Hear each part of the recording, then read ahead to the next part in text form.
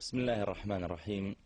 الحمد لله رب العالمين، وأصلي وسلم على أشرف الأنبياء والمرسلين نبينا محمد عليه وعلى آله أفضل الصلاة وتم التسليم.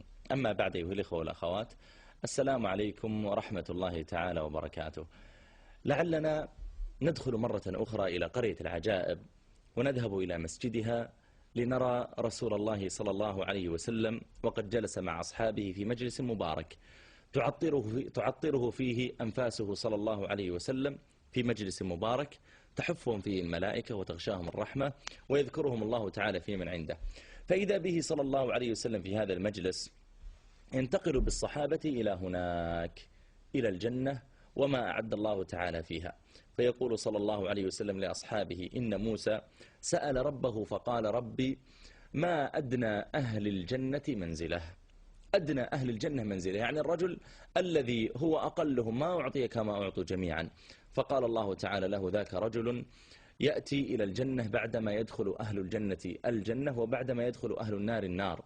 وفي بعض الروايات أن هذا الرجل أنه يخرج من النار ويبقى عندها، فلا يزال هذا الرجل يصيح يقول: يا ربي قد آذاني صياح أهل النار وقبح ريحهم ونتنه، اللهم فأبعدني عنها. ثم يجلس بعيدا عن هذه النار يتأمل في حاله. قال: فتعرض أمامه شجرة عظيمة، شجرة خضراء جميلة، هذه الشجرة تحتها ماء يجري وفيها أطيار، فيقول: يا ربي أجلسني تحت تلك الشجرة.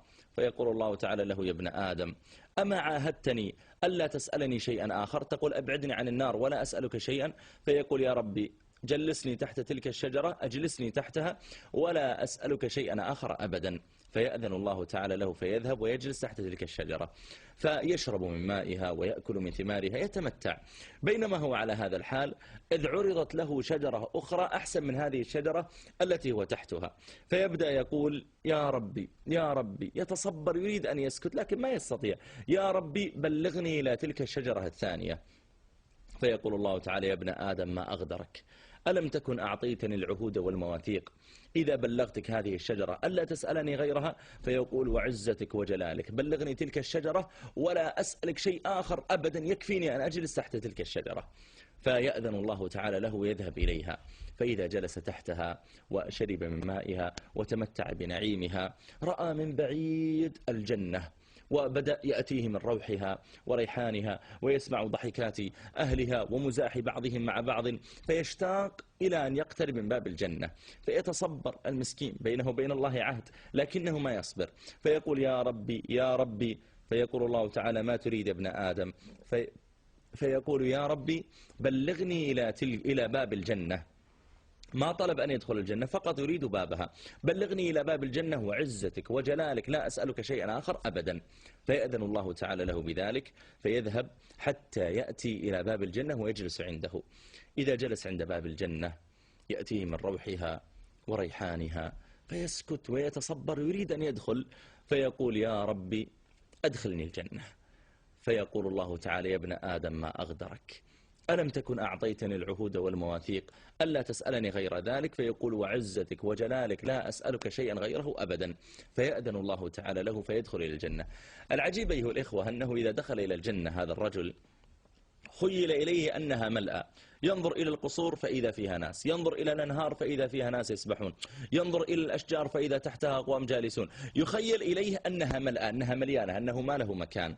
فيقول: يا ربي تدخلني إلى الجنة بعدما نزل الناس منازلهم وأخذوا أخذاتهم. فيقول الله تعالى: يا ابن آدم أفلا يرضيك أن أعطيك مثل ملك ملك من ملوك الدنيا؟ أعطيك مثل ملك ذلك الملك. كم عنده من القصور؟ كم عنده من الدواب؟ كم عنده من الزوجات؟ كم عنده من الخدم؟ كم عنده من الذهب، من الفضة، من الأراضي، من البساتين، من الثمار، من الطعام، من الشراب؟ أعطيك يا ابن آدم مثل ملك ملك من ملوك الدنيا. فيقول: يا رب تعطيني مثل ملك ملك من ملوك الدنيا؟ كل ما عنده تعطيني إياه؟ يقول: نعم. فيقول: رضيت ربي. فيقول الله: هذا لك ومثله معه. نضرب في اثنين، ومثله معه ثلاثة، ومثله معه ومثله معه. فإذا قال الله تعالى في الخامسة ومثله معه صاح هذا الرجل بأعلى صوته قال: رضيت ربي رضيت ربي. فيقول الله تعالى له: هذا لك وعشرة أمثاله، يعني 50 مرة مثل ملك ذلك الملك. رب كريم عزيز سبحانه غني، يقول هذا لك وعشرة أمثاله، لا، ولك ما اشتهت نفسك ولذت عينك وأراد قلبك. ثم يقول الله تعالى له: تمنى يا عبدي، أعطني أمنياتك، إيش تتمنى؟ فيقول: يا ربي أتمنى شجرة طولها كذا، يقول: هي لك. تمنى يا عبدي. يقول: يا ربي أتمنى قصر شكلك كذا وكذا، يقول: هو لك. تمنى يا عبدي. فهذا الرجل انتهت الأماني عنده، يقول: يا ربي ما عندي أماني. فيقول الله تعالى: ألا تتمنى كذا؟ ما تشتهي يكون عندك طعام لونه كذا؟ فيقول: بلى. يقول: هو لك. أفلا تشتهي كذا؟ يقول: بلى يا ربي. يقول: هو لك. أفلا تشتهي كذا؟ بلى يا ربي، هو لك. ولا يزال الله تعالى يذكره بأمنياته.